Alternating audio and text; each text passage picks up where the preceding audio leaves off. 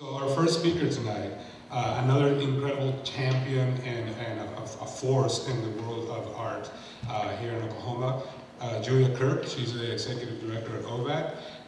Has worked with more than 4,500 artists around Oklahoma through training, funding, exhibitions, and publications to help them create sustainable careers and outstanding artwork. She has served as the executive director of OVAC, of the Oklahoma Visual Arts Coalition, since 1999.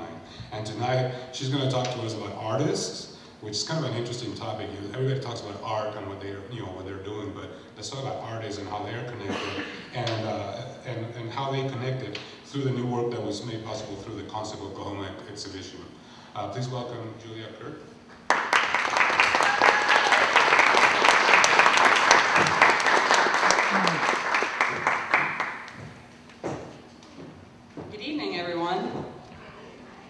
Interested to see how quickly Shun starts these things. He's ready. All right, so I'm the director of the Oklahoma Visual Arts Coalition, which is a statewide organization that helps artists create sustainable careers and great artwork here in the state. I want to use the Concept OK exhibition artwork as a kind of platform just to talk about one of the reasons that I think art is significant to our society. So I want to talk about one of the big reasons that I think art is significant, which is collaboration. I think collaboration highlights the values and the methods of something that is different than our dominant American values and helps kind of humanize our future. So I want to focus on, certainly American values emphasize individual achievement, control and authority, and immediate results. And I'm not trying to publish a thesis, so those of you that are ready to analyze that a lot, but I just want to use it as a way to kind of cull out some of those special qualities that I think art brings to our society, and specifically collaboration.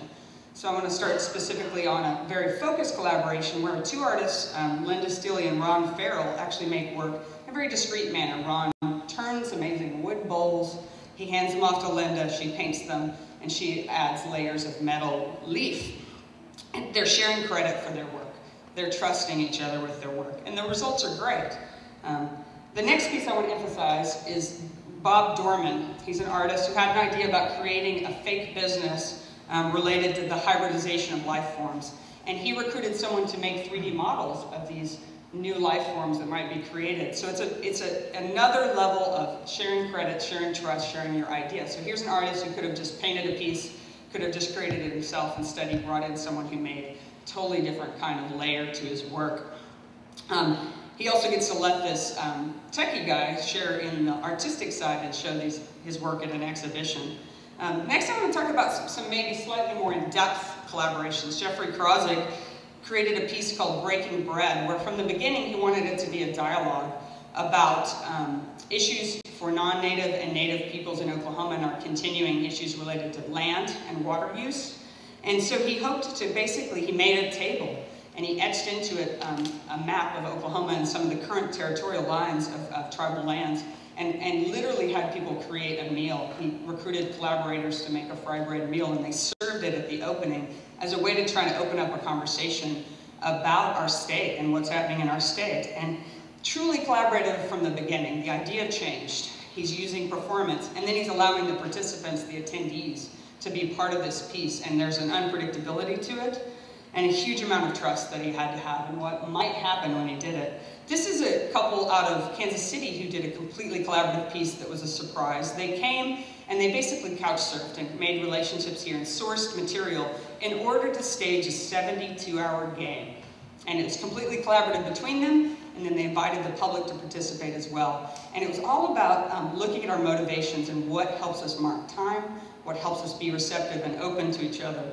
They said they want to create nourishing moments through receptivity, which I find really fascinating. And so it's totally process-oriented. It's not about the finished product, but then they placed something in the gallery at the end.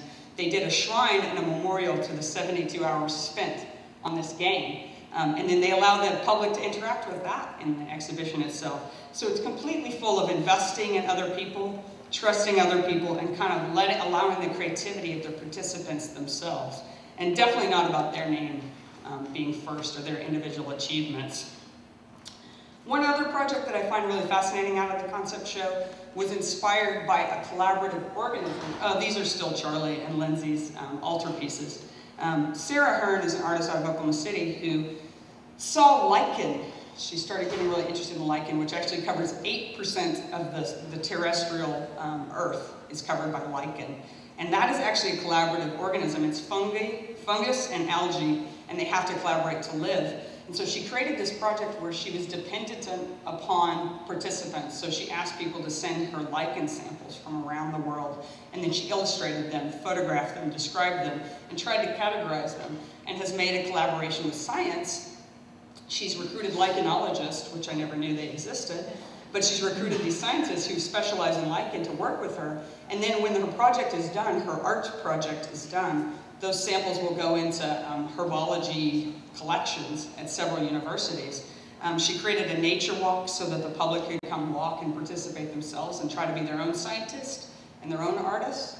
And then the actual piece that she's presented in the gallery is like a laboratory that people can come in and look and experience themselves. So it's collaboration between art and science.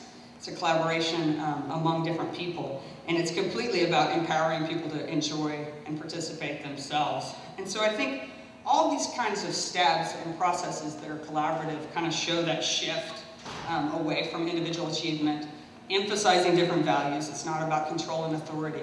It's not about immediate results. Really, the artist shifts the language and kind of the relationship that everyone has to this work, emphasizing the values of shared achievement, emphasizing trust and empowerment, and emphasizing process. And I think that those are some of the values that help art retain its salience kind of for our future society. So I want to just emphasize you can visit this work, and I hope that you will develop your own frameworks for looking at art. And that's one of the things I've been trying to challenge myself to do, is not just like and dislike the art that's made, but try to look at some different frameworks for enjoying it. So thank you so much for listening, and look forward to hearing everyone else.